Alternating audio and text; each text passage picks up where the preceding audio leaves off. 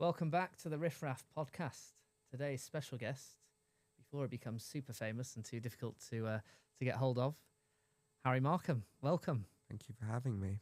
I don't think I'll be that famous. And even if I were famous, I could never decline this opportunity from you. Oh, you're very kind. Thank I mean, you. well, once you've been on the telly, that's it. In my world, you're... Well, perhaps. GB News, where else? Newsnight, I remember you in the audience there. That was... That was Question Time. Question and Time, I was a 16-year-old in very odd clothing. I mean, I'm in odd clothing now, but then I was particularly odd clothing. But LBC, most recently, where I did an extended interview with Rachel Johnson. And I've done a host of other sort of prominent podcasts, and I'm off to the States soon to do some speaking, and I've been doing a whole range of other things. I give the impression that I'm awfully confident, but I think I'm horrendously shy. I'm sort of I'm extrovertly introverted. I can pretend to be sort of eccentric, but actually I'm somewhat shy. People don't really know that about me. Okay, wow, you're spilling all your secrets, you know. I am. Who else am I meant to spill these things to? It's funny, I think I have something a little bit similar. Like, I'm very happy just to be by myself and quiet and away from people. But at the same time, when you're in company or performing, often as a rabbi, you have to be on show and performing. Right.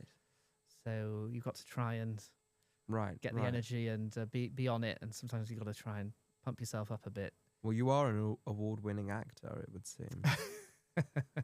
You do it very well. Thank you very much. Okay, that's enough with the compliments. Right, let's get to it. So, by the way, I love the eccentric English style. It's actually not. It's actually... We have a big American audience for this podcast. This is Ralph Lauren. It's original. It was given to me by my now fiance, her mother, who is the first British-Israeli fashion designer and quite famous. Ronit Zilka. She had, I think, 35 shops across the UK. And she was big. She was really big. Designed dresses for the likes of Princess Diana and so on, and Cherie Blair. And she happened to come across this jacket, and she thought it would look good on her future son-in-law. I should have said to start with, Mazel Tov. Yeah, I was waiting for that. Yeah. I was bitterly disappointed. I was hoping that would just come out of the first. We should have really done a little bit of dancing. Well, you really should have done. I feel almost that this is a form of anti-Semitism almost. But anyway, I'll let you off. Yeah, please tell us. So yeah, you got engaged only a few weeks ago. I know. Yeah. Well, not too long ago, and my past few months have been extremely interesting because, of course, my book, The Melted Pot: Diversity, Anti-Semitism, and the Limits of Tolerance, available in good and not so good bookshops, was published, and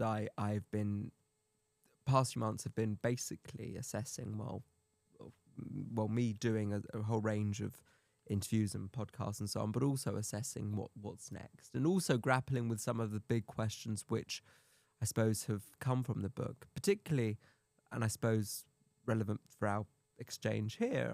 I've been wrestling with some big questions about the whole notion of what it means to be a Jew, the nature of anti-Semitism, what that has actually taught me about Judaism. Mm-hmm. You know, studying anti-Semitism in its intellectual depth, I've come to discover some quite striking revelations. I think probably most important of them all actually has been that the more I study anti-Semitism, the more I believe in God. And that has been the most startling of all discoveries, because one would think that studying why people hate you, that should do the opposite. It should, in fact, you off. set you away from Judaism and God. But actually, my study of this has led me to conclude that this is not a hatred as such, at least not a social hatred. I prefer to see it as a divine hatred. Yeah.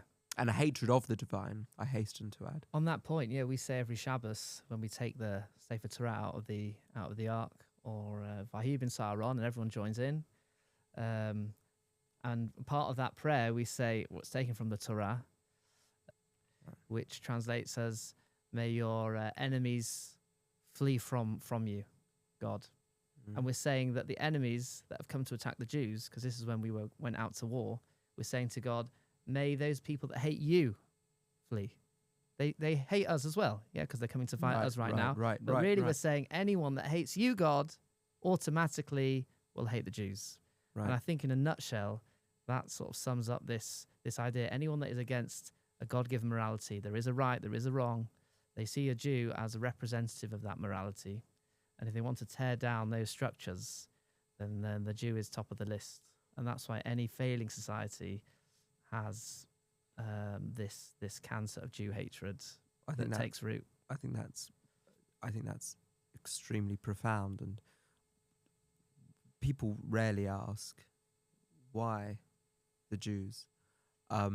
What is it that the Jew really represents? And the Jew ultimately, and this is partly why anti-Semitism is not, in my view, in any way, if you will, curable, or in any way able to be resolved.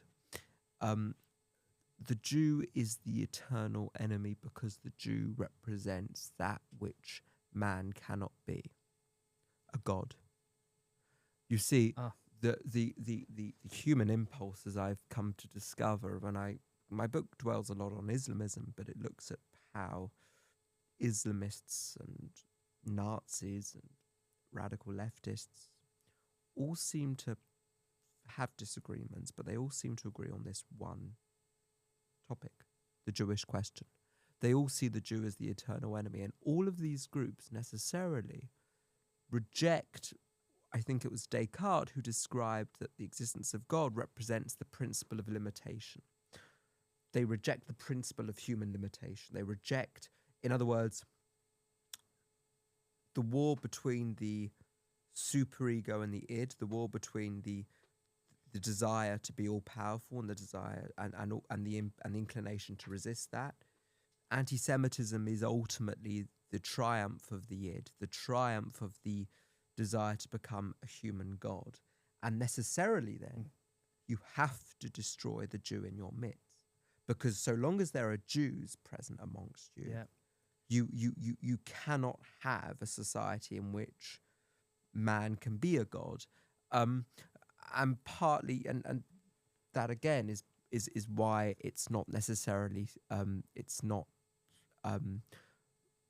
susceptible to any kind of scientific or social or political deconstruction. Anti-Semitism, it is an intrinsic part of the human ego, and so long as the human ego has this particular inclination, the Jew will always be the ultimate, and indeed in some cases endangered, other. I find that fascinating because a lot of Hasidic thought, which is this idea of becoming, as you mentioned, ego, getting rid of the ego, because a person that is full, like a cup that's full to the top, you can't put anything else in it. So if people, to ask people to empty themselves or to remove their feeling of self the whole time, then you can let God in. And really, that's what, when God created the whole universe, he made it in such a way that we feel like we're independent. Mm-hmm. We exist. That's how God created the world. But the whole journey is that we get back to the point of realizing actually God is the only true existence, and we want to experience that, which is the idea of matzah and chometz, Pesach time, bread and matzah. Matzah is the flat, as we talk about, the bread is the risen, the ego. Once you get rid of that, then you have space to think of God, you have space to have concerns about other people. But as long as people are always subsumed with themselves, that stunts any type of growth. Well, it's been, the temptation to be a god has been there since the time of Adam. Bereshit is very clear about that. Eat this fruit and you shall be a god. Yeah. Right? And that is the point. If I happen to think that regardless of one whether is convinced by arguments about the existence of God, literally, the very concept of what God represents, I would regard as fundamental to the welfare of the good society. If you get rid of God, as we I fear, have done, and I think the data about secularization across the Western world well attests to that, you will replace it with not God making man in his image, but man making God in his image. Yeah.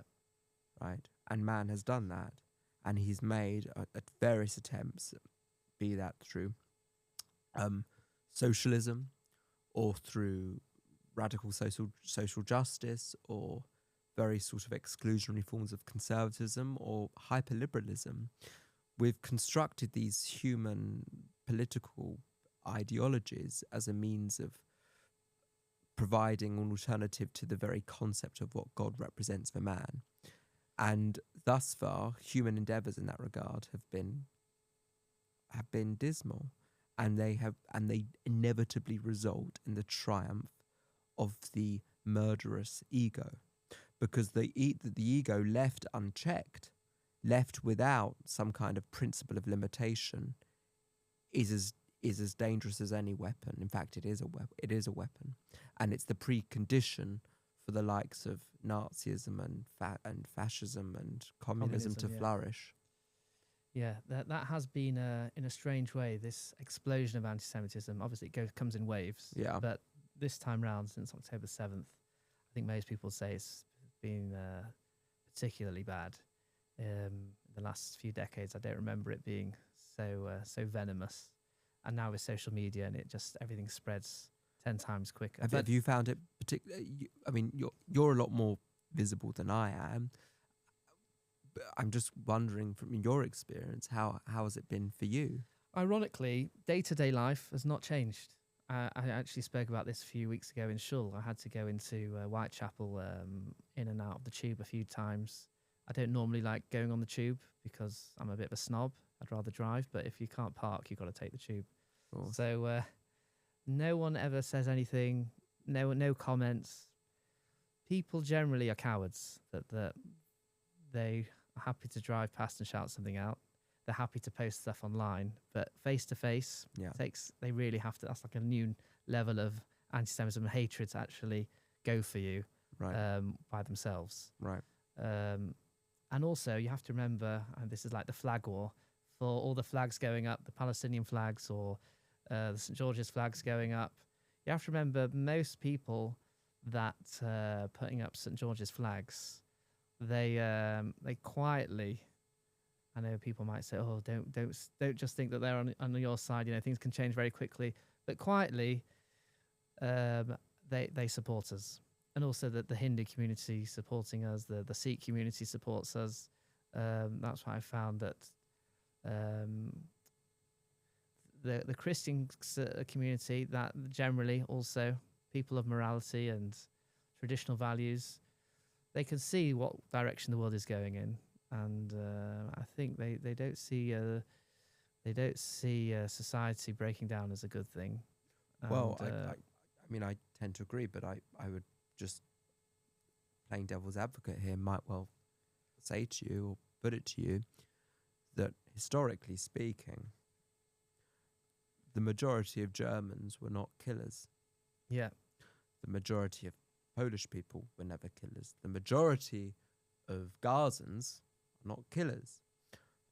It takes, however, and this has always been the case historically, very murderous minorities who are willing to go out and perform terrible acts with the help of silent majorities.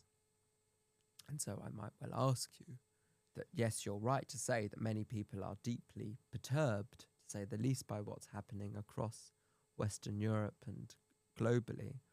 But I'm really not convinced that a majority is willing to suppress that murderous and violent minority of people. And that, to me, there is the problem. And that, to me, has led me to reconsider the future for us, because the time it takes for a murderous minority to, get away with doing a lot of stuff, and for them to actually become a significant force, it can happen very quickly. certain political and social factors can change in their favour, and the weather can change, and things will happen.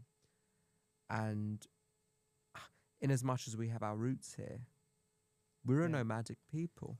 Yeah. We move. Britain, we think, we believe is our home. I think it's my home. But then my ancestors one day thought that their shtetl in Poland was their home before it wasn't. We ultimately have tenancies in places, and I fear that our one is, in as much as I try to, in the book, offer a positive message and say that certain things can be changed, ultimately, schwer zu sein Ayid, it is hard to be a Jew, as Shalom Aleichem remarked, because ultimately the very nature of being a Jew is that you are rootless, and they hate you for it. But you can never be truly in one place because the nature of your existence is never safe. So I don't know, when you say you're talking about other people's dislike what they see on the streets, I agree with you, but how many are actively resisting it? Yeah. No, I think, it's fair to say most people don't care, day to day. They just want to get on with their lives. And if it requires for them to stand up and put their head above the parapet, then maybe they think, not sure, which leaves us in a precarious position. I agree. But I think the average person right now in the country either doesn't care, like I said, or probably slightly more on our side. But again, I'm trying to maybe be a bit more positive and be, try and, based on my experience of being, around, and when I have to do go into central London or I'm walking around the streets, I just don't feel that threat. But then again, and I feel like I'm in a little bit of a position to say that, because I was once, I remember once attacked, but so I was very hypersensitive, for a while after that. But then I thought, people just want to get on with their lives. Those that have it in for us, have it in for us. Most people don't care. And quietly, but then, like you said, it can all change very quickly. But when you had that, Manor Solomon was sorry to cut across, when he signed for Leeds. Yeah, Israeli player. They loved him. They all loved him. Maybe I'm biased because I love Leeds. I'm like, oh, now Leeds, they love our Israeli player. But they sang a song which they weren't allowed to sing after a while, say, he looks good, he looks fine, and he hates Palestine. So they were about Manor Solomon. But they cheered him on, they loved him. That's 39,000 people there. No one cares about, maybe there will be a few in the crowd, but they're not going to. So it can't be, unless you just say Northerners are all, beautiful people and don't have these. They were all behind him, and I'm all on the fan, Facebook groups, and they're all saying, leave politics out of it. It's not the place. If anyone tries to, say anything, they're like, no, we don't care, move on.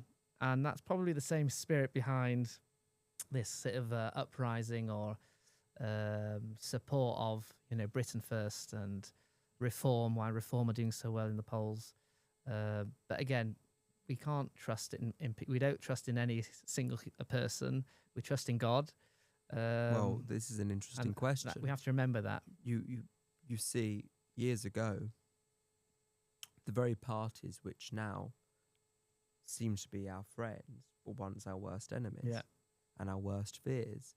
The name Le Pen, for example, if you said that to a French Jew, say 30, 40 years ago, and they heard of Jean-Marie Le Pen, that would have created an enormous sense of fear within that person.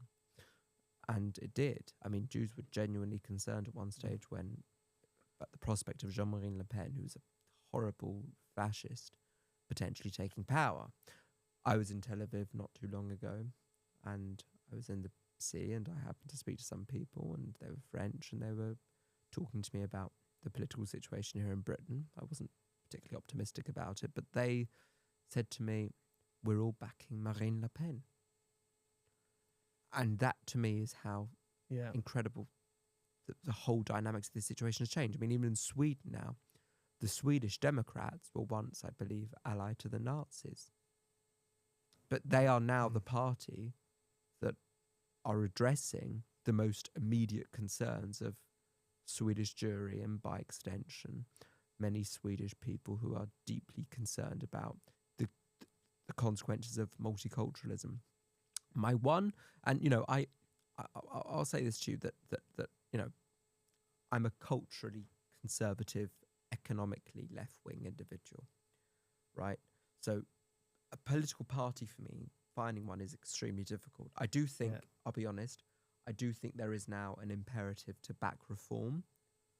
And the reason I say that is because I think reform will spark a much needed paradigm shift in the way we talk about political and contentious issues, about borders, the very sanctity of having borders, about integration and so on. And I think that will really change the way the current two parties deal with those issues.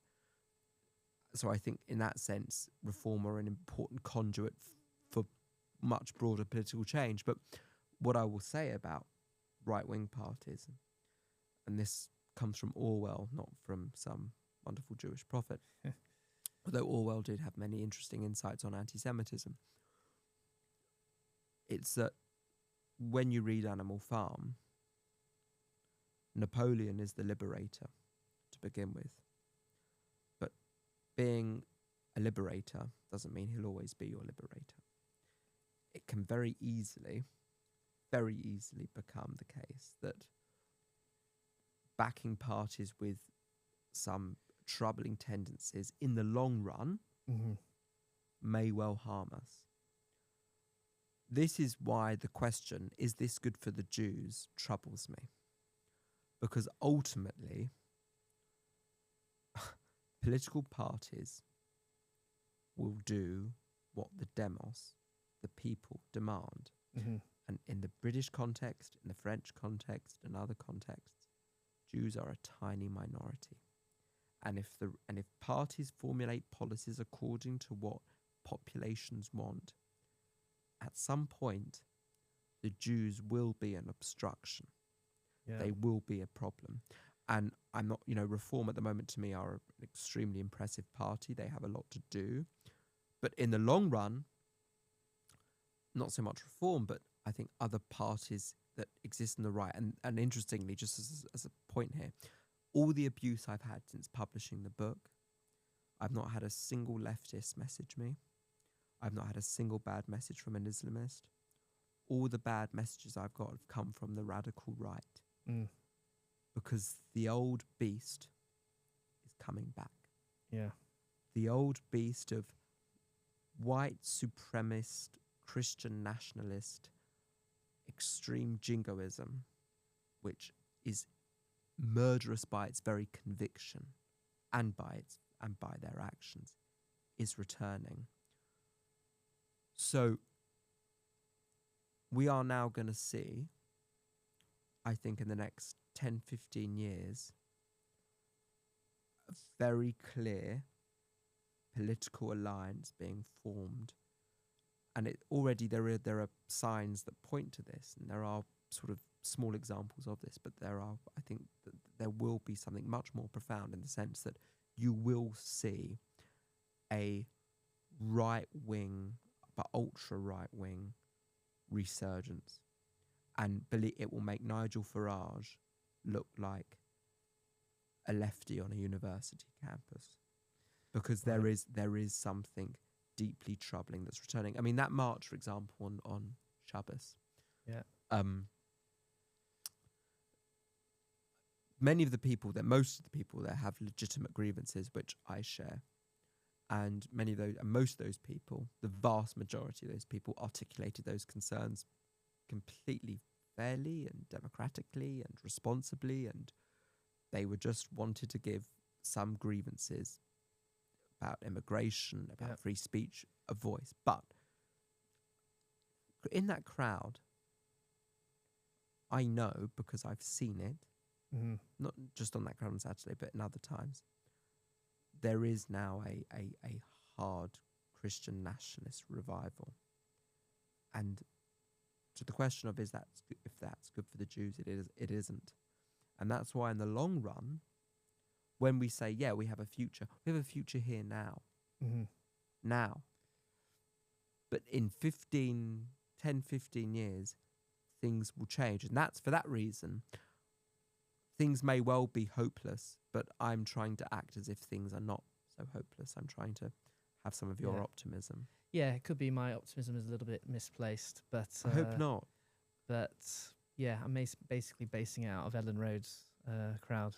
Right, well, and how can Leeds let Facebook, you down? Fan groups and their reaction to an Israeli player coming. Right, it can't let you down. It was heartening, I'll put it that way. But yeah, I hear. I mean, it's interesting because the evangelical Christians in America, again, very pro-Israel. But again, doesn't mean they're pro-Jewish. Their motives there are, I think, that all the Jews back in Israel, then the Messiah can come, or their version of whatever that means.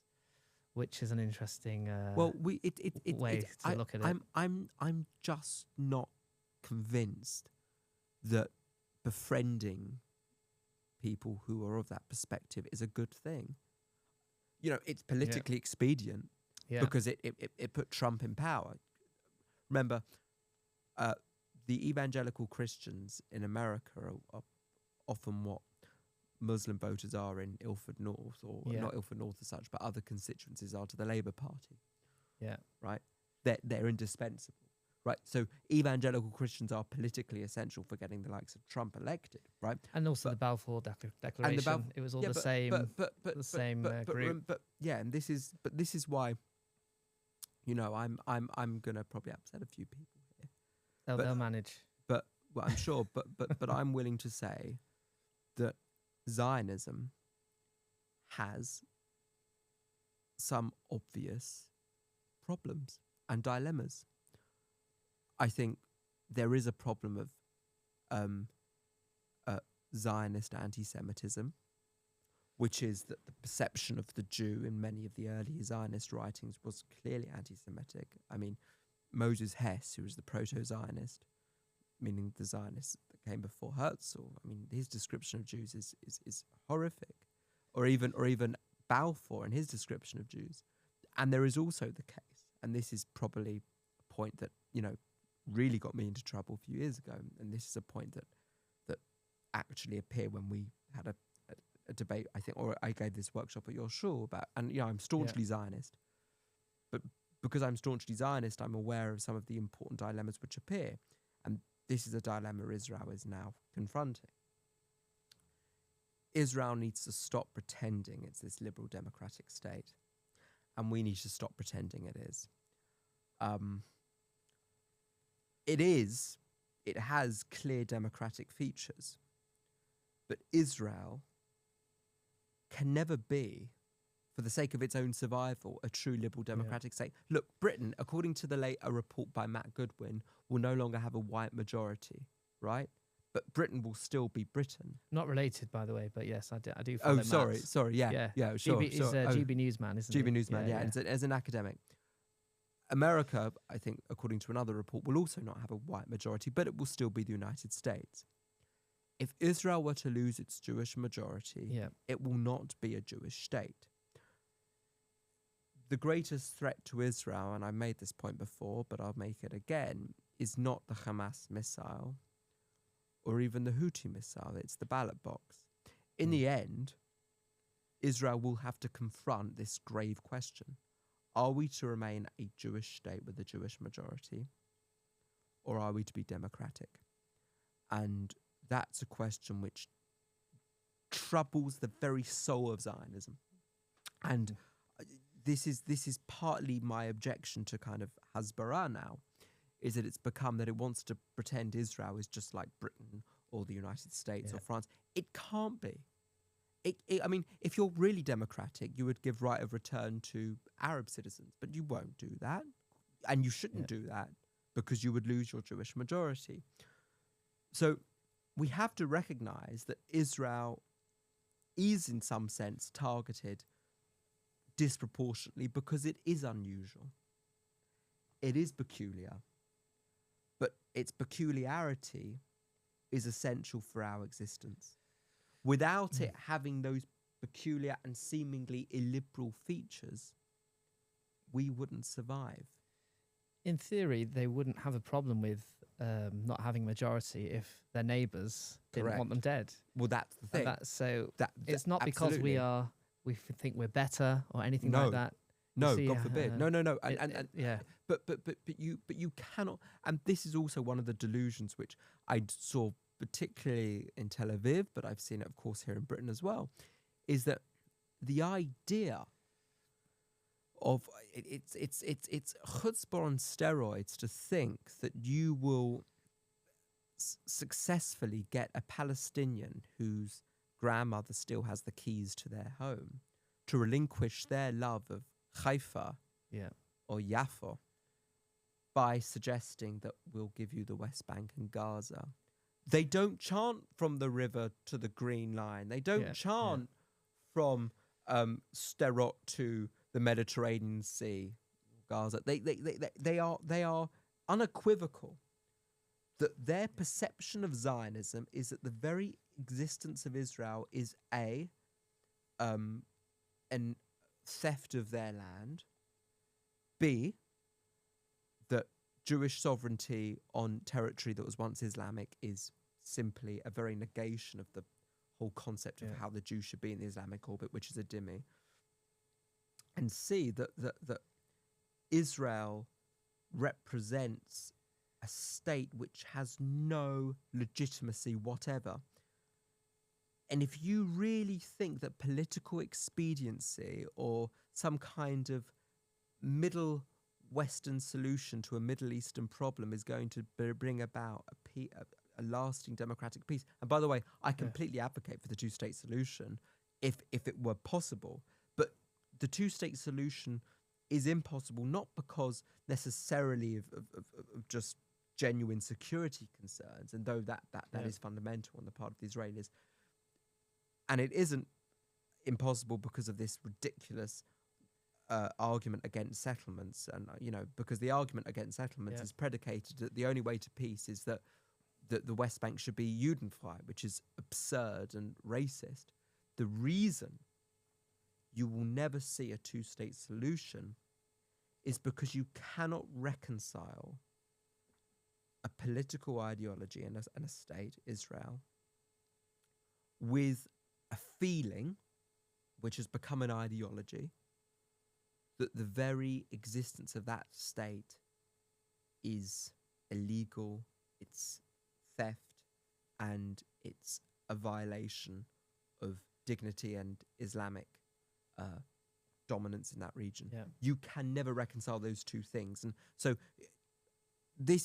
and for that reason, Israel, as you said, will have to confront the democratic question. The democratic question is coming. You can't avoid it, and it pains me to say it, but we're going to have to start making some harsh and unpalatable observations.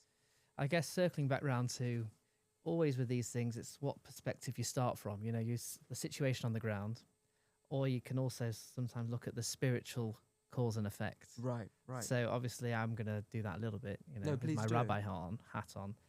Okay, but this goes, it goes all the way back to, you could say, Isaac and Ishmael. Right. Abraham had two boys, and already from that point, we obviously say we're from Isaac, and he was the on the Akedah was bound, and the whole story that we read about on Rosh Hashanah coming up. Well, actually, by the time this goes out, it might be afterwards. And in Islam, they just swap it over. That Ishmael was the chosen son, and Isaac was the bad son. And from that point, it's been difficult. But in the Torah, it does make a point to say when Abraham passed away, and the funeral Levi was going on, Ishmael at that point realized that actually Isaac is the main. He was the progeny through which Abraham wanted his seed to continue, and he let Isaac go first and bury bury their father Abraham. And you see that already in the Arab world. Slowly, after the peace treaties that Trump has helped started getting rolling along, and also Saudi and hopefully others will join, and how Israelis feel sort of at ease and at home almost in Dubai. Again, never get too comfortable, etc. But you almost see it's crazy how those Arab countries or Middle Eastern countries are now coming on board more with Israel because they want to be prosperous. But somehow in the West, the anti-Semitism is spiking. Well, this is like the whole world's gone the other way around. This is the most striking of all the observations I probably will give you today. The problem of Islamism is far more pronounced in London, Stockholm, or Paris than it is in Manama, Dubai, or Riyadh. They don't have time for the rubbish. They know what it is. No, thank you. I'm not saying that the people there are necessarily, committed philo-Semites and willing to, they're not going to sort of open a Shalom's bakery necessarily, but they are, for all intents and purposes. The problem of Islamism is now a Europe problem. Yeah, and Europe, through its own stupidity, but through what I articulate in the book as a delusion, labouring under a delusion that you can create a cohesive society in the absence of anything you really share. And this is the point that the late Rabbi Sachs, Leah Shalom, made, that for a society to be able to function, and this is why multicultural societies don't work, you need to have a shared framework by which people live. The reason why diversity works a lot better in Israel than it does here, why, say, a Jew from Russia can get on with a Jew from Ethiopia or India or wherever, is because despite their extreme cultural differences, they both have in their name Jew. They both agree roughly with the same moral and ethical code by which they live. Unfortunately, here in Britain and across the Western world, we don't place any value on values. And in the absence of values come individuals with all their isms. Mm-hmm. And isms inevitably lead to not only a breakdown in cohesion, but conflict. And sooner or later, isms, we will see what this explosion of ismhood means for us all.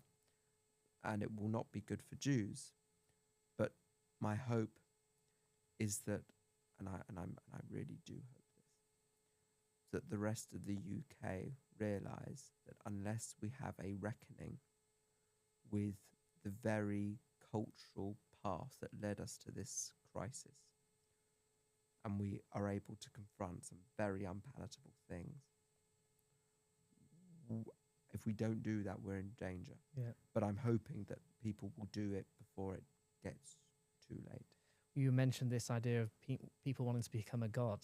So that's that's the ism. My version, I decide this is what I think. I am correct. I believe in myself. I'm a self-made, whatever it is, and that's destructive because it means you can't accept criticism because that means you have to then reevaluate your whole worldview and then who are you? And then you have to start again, and it's uncomfortable for people. But on the anti-Semitism, when you said it earlier, it's schwer zu sein a Yid. It's sometimes hard to be a Jew. And it can be, but ultimately you'd rather be on the side of those that are spreading goodness, spreading morality, doing the right thing, making the world a home for God. That's ultimately what we're here for. Than to be on the side that wants to tear that down. And it's hard to be an ambassador. It's hard to represent that. But like I said, we represent God. And that's why those that have a problem with that come after us. And that can be difficult. But the rise in anti-Semitism has, the positive from it is that, like you said earlier, it makes people reevaluate, well, what does it mean to be Jewish? Why do they hate me so much? And hopefully it comes out with, well, because I have something special. I have a light that people are trying to put out.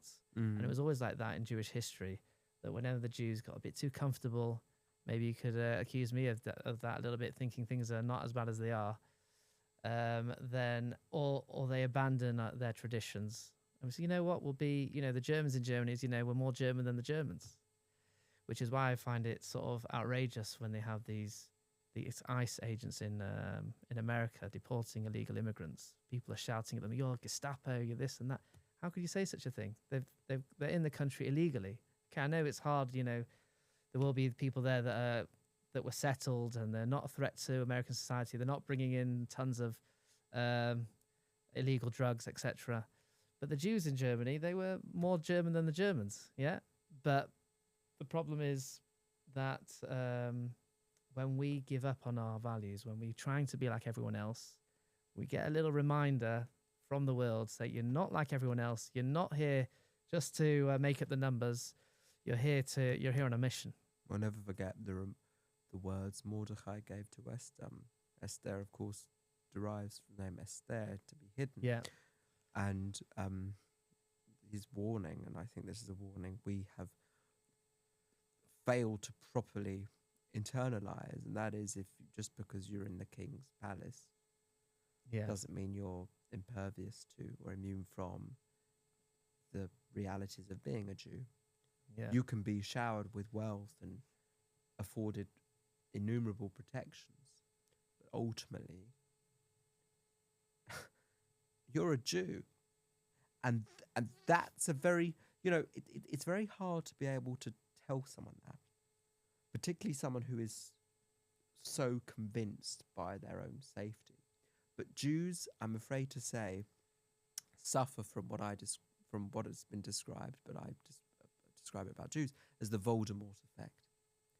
They deny the existence of the beast of anti-Semitism, or at least they deny its threat, and they reject anyone as fear-mongering who does talk about it.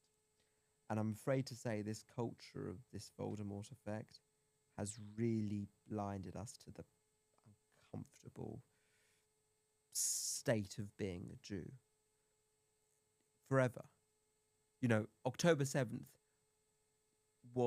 has revived some quite nasty things, but it hasn't invented those things. Yeah. October 7th was extremely horrific.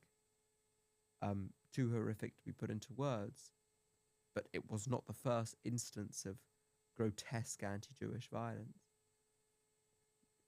It's just a pity we don't know our own history, and us not knowing our own history means we act terribly surprised. I mean, I was shocked when October 7th happened. Surprised? No. Yeah, and I think we'll just to conclude with this idea that our own worst enemies often ourselves, when we let our guard down, when we're divisive, when we can't get on with each other. And it was always that way again throughout Jewish history. The Second Temple, when it was destroyed, the Jews could have held the Romans out, but they decided, no, let's go fight, let's burn down our own storehouses of food and force everyone to go fight the Romans. And what happened? When we get on, when we're united, we're untouchable. Even with difference. Difference. Being a Jew is that there are always going to be different kinds of Yidden, different kinds of Jew. The challenge is how you're able to recognize the value in difference, and how you're able to say, look, even without disagreements, we're willing to recognize the holiness in each Jew, and recognize the virtue of uniting. The trouble is, the only time Jews will unite is when we're hated. Will we ever unite when we love one another? That's the challenge. Yeah. I don't know. I'm not convinced that we're there yet, but maybe. That is the duty. Yeah, that's our to make sure we don't pull our own side down. We don't crumble with it from within. But it's not easy. No. No. But yeah, when we those reminders from outside, they force us to unite. They do. And to ask the question, well, what's it all about? Why are they coming after us?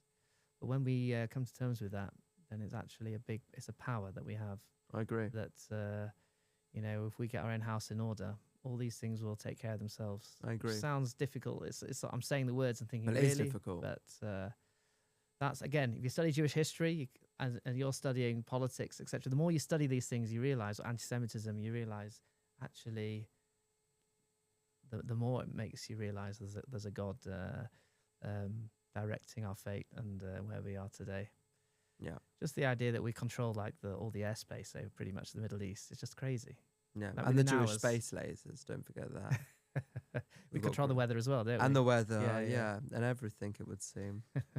Lucky us, eh? Well, thank you, Harry. That was amazing. Thank you. I knew it would be. That's why I asked you. I only get the best guests on this show. I'm sure you do. I'm sure you do. Well, how could you not? People are dying to come here. This is like Riff Raff is where it's at.